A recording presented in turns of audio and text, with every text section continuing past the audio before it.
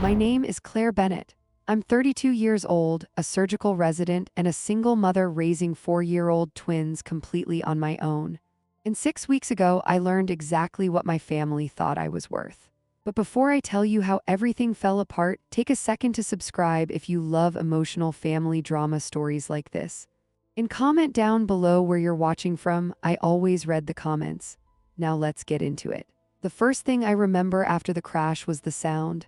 Metal crushing, glass exploding, someone screaming my name, then pain. A sharp, burning pain tearing through my ribs while paramedics dragged me out of my car onto a stretcher. Rain poured down around us. One of the EMTs kept pressure against my side while another shouted my blood pressure numbers into a radio. I could barely keep my eyes open. A pickup truck had blown through a red light and slammed directly into my driver's side while I was driving home after a 14-hour hospital shift.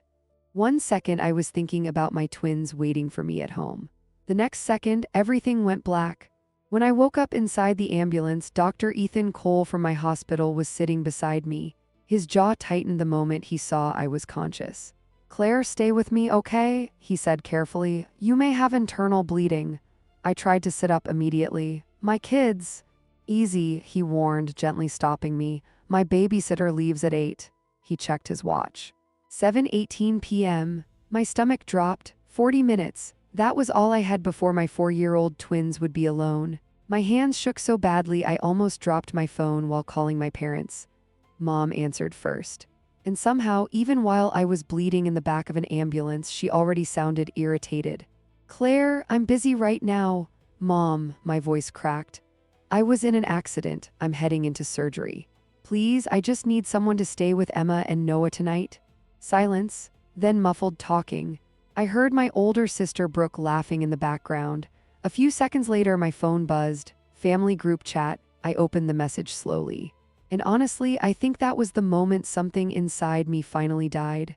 "Mom, we already have plans tonight with Brooke. Stop creating drama and figure it out yourself for once." Then Dad texted underneath it. "You're always making everything into an emergency." And then Brooke sent a single reply. A laughing emoji, that was it. No concern, no panic, no "are you okay?" Just annoyance. Like I was interrupting their evening instead of being rushed into emergency surgery. Ethan saw my face change instantly. "What happened?" I couldn't answer him, because suddenly every memory from my childhood started replaying in my head. Brooke always being celebrated. Brooke always being protected. Brooke always being chosen. When she dropped out of college to become an influencer, my parents called her fearless. When I got accepted into one of the best medical programs in the state after years of nonstop studying, my father looked up from his newspaper and said, "Well, at least one of our daughters is practical." That was it. No hug, no celebration dinner, nothing. And somehow I still spent years trying to earn their approval anyway. Ethan quietly handed me his phone charger. "Your battery's almost dead." That snapped me back into reality. I searched emergency childcare services with shaking hands, called the first overnight agency I found, and offered double pay if someone could get to my apartment immediately. The woman on the phone didn't hesitate. Within minutes, my children were safe. A complete stranger showed me more compassion in 5 minutes than my own family had shown me in 32 years. And lying there in that ambulance with blood on my clothes and tears burning my eyes, I finally made a decision. I was done begging people to love me. If you've ever felt like the invisible child in your family, comment "I understand" down below. Because what happened after I survived that surgery completely destroyed the perfect image my parents spent years creating. I woke up 3 days later with stitches across my side, an IV in my arm, and a silence in my hospital room that felt heavier than the pain medication. No flowers, no cards, no missed calls from my parents, nothing. The only people who had checked on me consistently were nurses and Ethan. Every morning before his shift ended, he'd stop by my room carrying coffee I was technically not supposed to drink yet. "You look less terrifying today," he joked softly on the 3rd morning. I almost smiled. Almost. But the second he left, reality came crashing back in. Because while I'd been lying in that hospital bed recovering from emergency surgery, my family had completely disappeared. Not one call asking if I survived, not one text checking on the twins, and somehow that hurt more than the accident itself. The overnight nanny service had handled everything perfectly. Emma and Noah were safe, fed, bathed, and somehow happier than I expected. Complete strangers had stepped in without hesitation. My own parents couldn't be bothered. That morning, I asked one of the nurses for my laptop. "You should really rest," she said carefully. "I will," I lied. The second she left, I opened my banking app, and there it was, years of transactions staring back at me, monthly transfers, car payments, mortgage assistance, insurance coverage, emergency expenses. At first, I'd always believed it was temporary, just helping family during hard times, but temporary somehow turned into 7 straight years. 7 years of quietly funding my parents' entire lifestyle while they treated me like the unwanted daughter. My chest tightened while I scrolled. $2,100 every month toward their mortgage. $650 toward health insurance. Random emergencies, repairs, bills, money for Brooke whenever another one of her influencer projects failed. I opened my calculator slowly. The total made my stomach turn. Over $300,000. 300,000, and somehow I was still the burden. I sat there staring at the number for a long time, then something inside me finally went cold, not angry, not emotional, just done. One by one, I canceled every automatic payment connected to my parents. Mortgage, insurance, utilities, everything. Then I blocked their numbers. Mom, Dad, Brooke, blocked, no dramatic speech, no warning text, nothing, honestly. It felt like finally setting down something heavy I'd been carrying for years. Later that evening, Ethan walked into my room holding takeout containers. "I bribed the nurses," he said quietly. "You need real food." I laughed for the first time in days. Then he noticed my laptop screen, rows of bank transfers still open. His expression changed immediately. "Claire," I looked away. "I was paying for almost everything," I admitted quietly. "For years." He sat down slowly beside my bed. "And they still treated you like that?" That question hit harder than I expected, because hearing it out loud made it real. I swallowed hard. I kept thinking if I helped enough, eventually they'd care. Ethan didn't answer right away. Then finally he said, "People who love you don't make you earn it." That sentence stayed with me, because deep down, I think I'd spent my whole life trying to buy affection from people who had already decided I'd never be enough. 2 weeks later, I was finally home recovering. Moving still hurt. Laughing hurt. Even breathing too deeply hurt. But seeing Emma and Noah run into my arms the second I walked through the apartment door, that made everything else disappear for a moment. For the first time in years, my apartment felt peaceful. No stressful phone calls from my mother, no guilt trips, no Brooke demanding favors, just me and my kids. And honestly, I should have known peace like that wouldn't last long. Because the knock on my front door the following Saturday changed everything. 3 sharp knocks, slow, deliberate. I looked through the peephole and immediately froze. Because standing outside my apartment was someone I hadn't seen in almost 4 years. My grandfather, and judging by the look on his face, he already knew everything. If you've ever had family members only appreciate you when the money stopped coming, comment "too late" down below. Because what my grandfather revealed after walking into my apartment was something my parents never saw coming. My grandfather, Walter Hayes, had always been the kind of man who made a room feel smaller the second he walked into it. 6'3", perfect posture, silver hair combed neatly back. The kind of calm authority that came from spending 40 years as a federal judge. And standing outside my apartment door that morning, he looked furious. Not loud furious, worse, quiet furious. The moment I opened the door, his eyes landed on the healing bruises near my collarbone. His jaw tightened instantly. "Claire," that was all he said before pulling me into a careful hug. I nearly cried right there. Not because he hugged me, because he looked genuinely relieved that I was alive. Something my own parents never bothered to show. Behind me, Emma peeked around the hallway corner holding her stuffed rabbit. Noah followed beside her. Grandpa's expression softened immediately. "Well," he said gently, crouching slightly, "these two got bigger." Within minutes, my twins were dragging him toward the living room to show him toys while I made coffee with shaky hands. Honestly, I still couldn't figure out how he even knew about the accident. My parents barely spoke to him anymore, mostly because Grandpa never worshipped Brooke the way everyone else did. He noticed things, too many things. When I sat down across from him, he looked directly at me. "Your Aunt Diane called me the night of the crash." Of course she did. Aunt Diane had always been the only person in the family willing to call out my parents' behavior openly. "She told me everything," Grandpa continued quietly. The room suddenly felt very still. I stared down at my coffee. "You don't have to defend them anymore, Claire." That sentence hit me harder than I expected. Because I'd been defending them my entire life, making excuses, explaining away the favoritism, pretending Brooke needed more support, pretending I didn't notice the difference. Grandpa leaned back slowly in his chair. "I've watched this family treat you like you were only valuable when you were useful." I blinked quickly, trying not to cry. "I thought maybe I was overreacting," I admitted quietly. "You weren't." His answer came instantly. No hesitation, no doubt. Then his eyes narrowed slightly.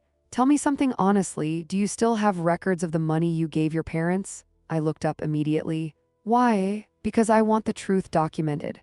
My stomach tightened. "Grandpa, Claire," his voice stayed calm. "Your parents have spent years controlling the narrative about you. That ends now." He reached into his coat pocket and slid an envelope across the table. I opened it slowly. An invitation. His 70th birthday dinner, formal, private estate, entire family attending, and suddenly I understood. "You want me there?" "I do." I stared at the invitation. "Why?" His expression hardened. "Because your parents have spent years pretending Brooke built herself while you quietly carried everyone financially behind the scenes." He paused. "And because people like your mother and father only fear exposure." The room went silent. Emma climbed into my lap while Noah showed Grandpa a toy dinosaur. For a second, everything felt painfully normal. Then Grandpa said the one thing I never expected. "I know about the mortgage." My chest tightened instantly. "The insurance payments?" I couldn't speak. "The failed business investments for Brooke." My hands slowly curled around my coffee cup. "How long have you known?" "Long enough." He sighed heavily. "I kept waiting for your parents to wake up and realize what they were doing to you." "They won't," I whispered. "No," he agreed quietly. "Probably not." Then he leaned forward slightly. "So now the family gets the truth instead." 3 days later, I sat at my dining table surrounded by bank statements. 7 years of transfers, mortgage payments, medical bills, insurance coverage, emergency expenses, everything. The total was horrifying when stacked together. And somehow the worst part wasn't the money. It was realizing how desperately I'd spent years trying to earn love from people who already decided I came second. My phone buzzed suddenly. "Unknown number," I answered carefully. "Claire," my cousin Jenna whispered, "just giving you a heads up, Brooke's been calling relatives." My stomach dropped. "What is she saying?" "That you're unstable after the accident. That you're pushing everyone away for no reason." I closed my eyes slowly. Of course she was.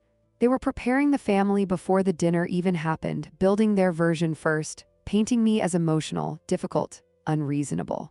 Jenna lowered her voice. "I don't think your grandfather's going to let that slide."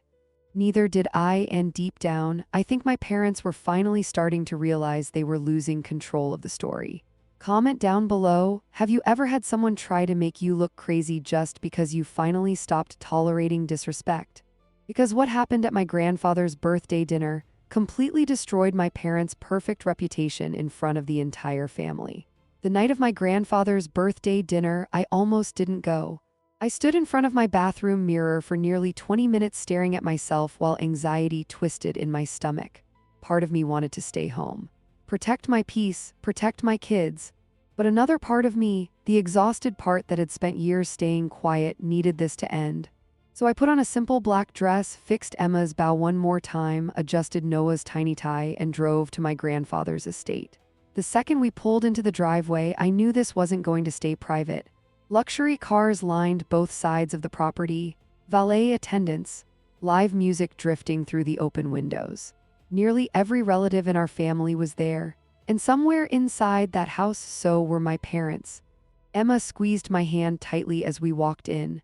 The second we entered the ballroom, conversations started slowing down around us. People stared, some looked uncomfortable, others looked curious. A few looked guilty, like they already suspected the truth. Then I saw her, Brooke. standing near the champagne tower in a tight silver dress with a smile so fake it almost impressed me. The moment she noticed me, her expression flickered, just for a second. Then she walked over dramatically and air-kissed my cheek like we were actresses pretending to be sisters. "Claire," she said loudly. "Wow. You actually came?" I met her eyes calmly. "Grandpa invited me." Her smile tightened slightly. "Everyone's been really worried about you lately." There it was, the setup. I almost laughed. Behind her, my mother suddenly appeared beside two aunts, already wearing that practiced expression of exhausted concern. The same expression she used whenever she wanted sympathy. "Sweetheart," Mom sighed softly. "We've all been so worried since your accident." I stared at her. 3 weeks, 3 full weeks since emergency surgery. And this was the first time she'd spoken to me. Not "how are you?" Not "are you okay?" Just performance. I noticed several relatives watching carefully now, waiting, listening. Dad finally approached too, straightening his suit jacket nervously. "Claire," he said quietly, "this whole misunderstanding has gotten out of hand." Misunderstanding. The word almost made me angry enough to smile. Before I could answer, Brooke jumped in quickly. "She's been under a lot of stress," she told nearby relatives. "Single motherhood, hospital pressure, the accident." There it was again. The narrative. I was unstable, emotional, overreacting. Poor Claire. I suddenly realized they'd probably spent weeks preparing everyone before tonight, planting little seeds, making sure nobody believed me if I spoke up. Classic Brooke. Control the room before the truth enters it. I stayed calm anyway, because for once I wasn't walking into this alone.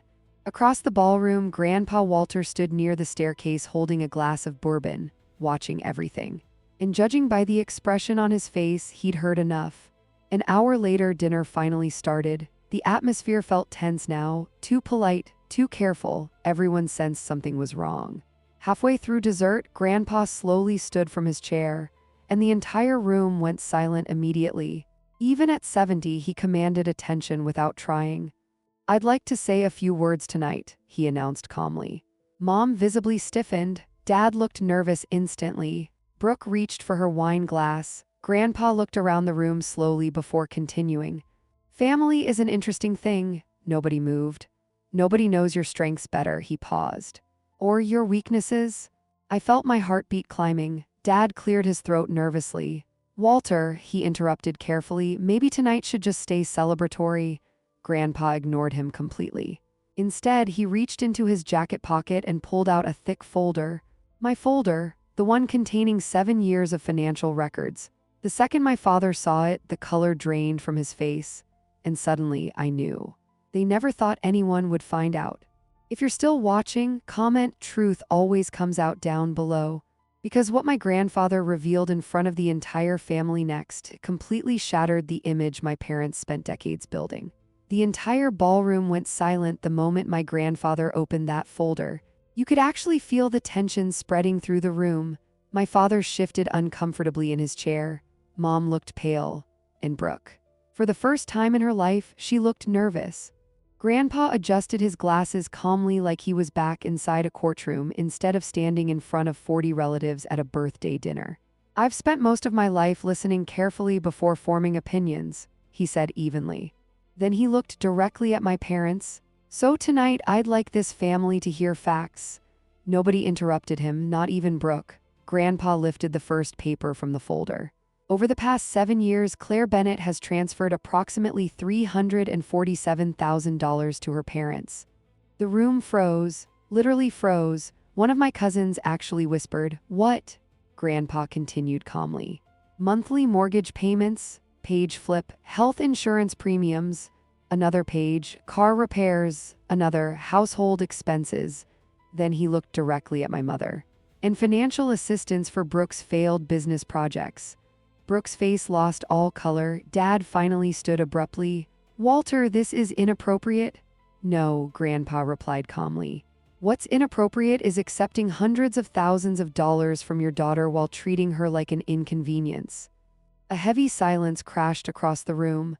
I could feel people staring at my parents now, not at me, at them. And honestly, I don't think they were prepared for that shift. Mom suddenly forced a shaky laugh. "Claire wanted to help us," she said quickly. "We never forced her. Grandpa nodded once. I'm aware of that. Then his voice hardened slightly. But I'm curious how many times you thanked her. No answer. How many times did you support her after her divorce? Silence. How many times did you help her raise her children? Nothing. My father's jaw tightened harder with every question. And then Grandpa delivered the sentence that completely changed the room. Did either of you visit your daughter after emergency surgery? Mom's eyes widened immediately. Several relatives turned toward her instantly. You told everyone it was minor, one aunt whispered. Brooke jumped in quickly. That's because we thought it was minor. I almost laughed. That was the lie they were choosing. Grandpa slowly pulled out another printed page, and suddenly my stomach tightened. The text messages. Mom recognized them instantly too. I saw it on her face. Claire called her parents from an ambulance while being transported for internal bleeding, Grandpa said evenly. The room became deathly quiet. She needed someone to stay with her children while she underwent emergency surgery. He paused, then read the message aloud. Stop creating drama and figure it out yourself. Nobody moved. Nobody breathed, and then he read Dad's message. You're always making everything into an emergency. A woman near the back gasped softly, but Grandpa wasn't finished. He lowered the paper slightly. And Brooke responded with a laughing emoji.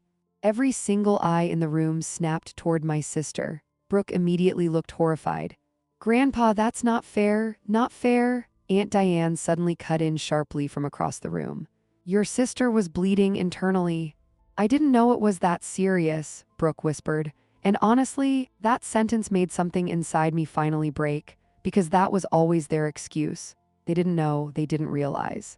They didn't mean it over and over again. Meanwhile, I'd spent years carrying all of them emotionally and financially without complaint. Dad suddenly pointed at me. You humiliated us. The entire room went quiet again. And for the first time all night, I finally spoke. No, I said softly. My father froze. I stood slowly from my chair. You humiliated yourselves. Mom immediately started crying, real crying this time, not performance tears. Panic, because suddenly the image they'd spent years building was collapsing in front of everyone. And deep down, I think they realized they couldn't control the story anymore. I looked around the room carefully, at my relatives, at the shocked expressions, at people finally seeing what had really been happening all these years. Then I looked back at my parents. I spent my whole life trying to earn love from you, I said quietly. And the worst part is I actually believed I was the problem. Nobody spoke. Nobody interrupted, because for once they were finally listening. Comment down below, what would you have done after hearing those text messages? Because what happened after the dinner ended was something my parents never expected. The drive home from my grandfather's dinner was painfully quiet. Emma and Noah had fallen asleep in the backseat almost immediately. But I couldn't stop replaying everything that happened inside that ballroom. The faces, the silence, the shock on my parents' expressions when people stopped defending them. For years they controlled the narrative. Claire is too emotional. Claire is distant. Claire is difficult. And suddenly none of it worked anymore. By the next morning, the fallout had already started. My phone wouldn't stop buzzing. Texts from cousins, aunts, relatives I barely even spoke to. Most of them said the same thing. We had no idea. One message from my cousin Rachel hit the hardest. I honestly thought Brooke was the victim all these years. I'm so sorry. I stared at that text for a long time. Because that was the part nobody talks about. When one child gets labeled strong, people stop checking if they're hurting. Around noon, another call came through. Unknown number. I almost ignored it. Then I answered. Claire, my mother whispered immediately. Her voice sounded weak. Fragile. For a second, old instincts kicked in. The guilt. The conditioning. The part of me trained my entire life to comfort her no matter what she did to me. Then I remembered the ambulance, the text message, the laughing emoji, and my voice went cold again. What do you want? She started crying instantly. Claire, please, your father is devastated. I closed my eyes slowly. Interesting. Not devastated because I almost died, devastated because people found out. We never meant for things to become like this, she continued shakily. I leaned back against my kitchen counter. Mom, did you ever once stop to think about how things already were for me? Silence. That silence told me everything, because people like my parents never actually reflected. They only reacted after consequences arrived. We did our best, she whispered finally. I laughed softly, not because it was funny, because it was unbelievable. Your best, I repeated quietly. I was paying your mortgage while recovering from night shifts and raising twins alone. More silence. Then finally, you always seemed fine. That sentence hit me harder than almost anything else. Because that was the entire problem. I had been fine, or at least I pretended to be, strong enough, responsible enough, reliable enough. And eventually, everyone just decided I didn't need care anymore. Meanwhile, Brooke got endless emotional support for every minor inconvenience in her life. I heard Dad suddenly shouting in the background, then his voice came onto the phone. You embarrassed this entire family? There it was, not concern, not regret, pride, image, reputation, always reputation. You know what's embarrassing? I asked quietly. Having your daughter fund your entire lifestyle while treating her like she's disposable. Dad immediately snapped back. You offered to help. Yes, I said calmly. Because I thought family loved each other. The line went silent again. And honestly, I think that was the first moment my father finally realized money wasn't coming back. Not next month, not ever.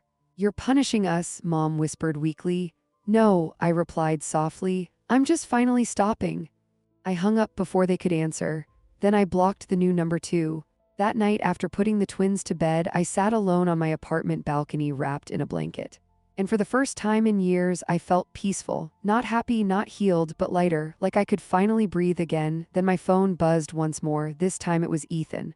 How are you holding up? I smiled faintly. Tired. A few seconds later, he replied, tired is better than broken.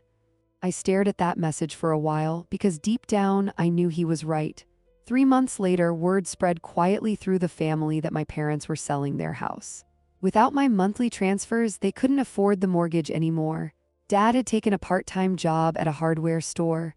Mom started doing bookkeeping work for a local church in Brooke. Her influencer sponsorships started disappearing after relatives began talking. Turns out reputation matters when your entire brand depends on appearing perfect online. Funny how fast perfection cracks when truth finally shows up. Comment down below, do you think some parents only appreciate their children after losing access to them? Because 6 months later, I got a phone call from Brooke that completely caught me off guard.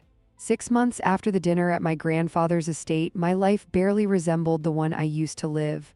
And honestly, that was a good thing.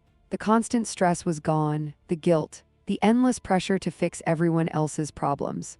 Gone. Every month, the money I used to send my parents now went into college accounts for Emma and Noah instead. Real savings. Real security. For the first time in my adult life, I was building something for my future instead of funding everyone else's. And one Tuesday night, just as I was finishing dishes after putting the twins to bed, my phone rang. Unknown number. I almost ignored it, but something told me to answer. Claire? Brooke, her voice sounded completely different, smaller. Fragile, like someone had finally knocked all the arrogance out of her. I stayed quiet. Please don't hang up, she whispered quickly. I leaned against the kitchen counter slowly. What do you want, Brooke? A shaky breath came through the phone. I owe you an apology. Honestly, I never expected those words from her, not in a million years. I've spent months trying to figure out how to say this, she admitted quietly. And I still don't think I deserve your forgiveness. I said nothing, because for once I needed her to sit inside the silence she used to leave me in. Then finally she broke. I laughed at you. Her voice cracked hard. You were in an ambulance and I laughed. I closed my eyes slowly. The memory still hurt, not because of the emoji itself, because it confirmed something I'd spent years trying not to believe, that my pain genuinely didn't matter to them. I keep replaying it in my head, Brooke whispered, and honestly I hate myself for it. For the first time in her life, she sounded human, not polished, not superior, just ashamed. I didn't know Mom and Dad were taking that much money from you, she continued quietly. I knew you helped sometimes, but I didn't know it was basically everything. Did you ever ask? I said softly. Silence. Then a tiny whisper. No, exactly, because asking questions would have ruined the fantasy she benefited from. I liked being the favorite, Brooke admitted bitterly. I liked never struggling while you handled everything. That honesty surprised me more than the apology. You know what the worst part is? She asked quietly. What?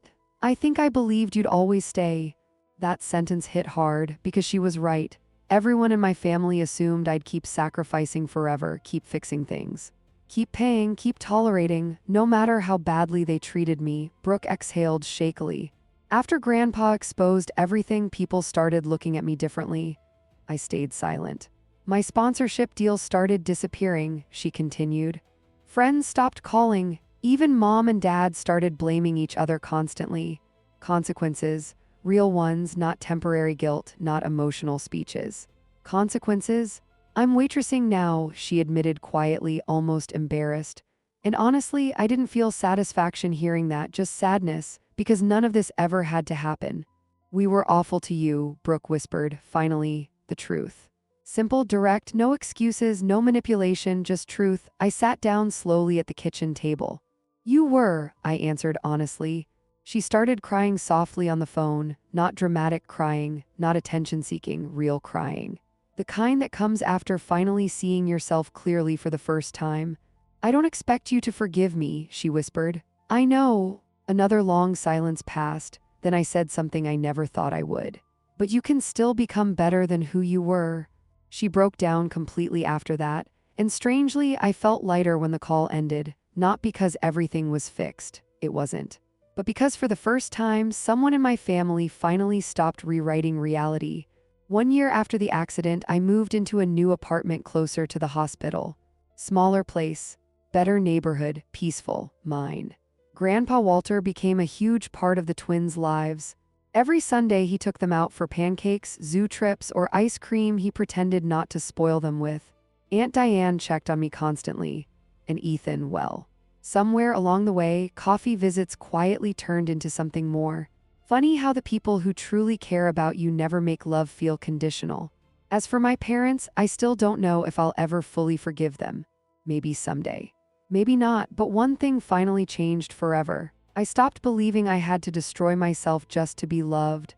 And if you take anything from this story, let it be this. The people who truly love you will never make you earn your place in their life through suffering. If this story resonated with you, don't forget to like and subscribe for more emotional family drama stories like this. And comment down below, have you ever had to choose yourself after years of putting everyone else first? Because sometimes walking away isn't betrayal. Sometimes it's survival.